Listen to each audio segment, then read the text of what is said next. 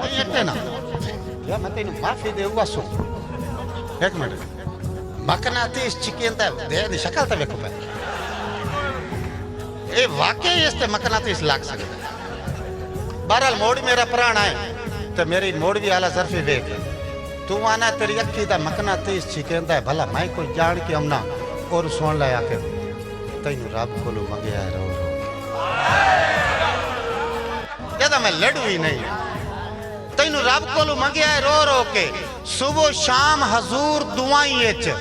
ए हुन आया खला बूवे ते प्यादा मैं को जान के हमना बूवे ते आया खला तेन रब कोलू मंगया रो रो के सुबह शाम हजूर दुआई मैं उमर तवील गुजार आया सुंजे हिजर दी कैद सजाई और तोड़े हुन ता आख चका से मनो क्यों बैठा फकत सलाई तेनु सादी गरम टकोर करे सा आ साई वज में नहीं आता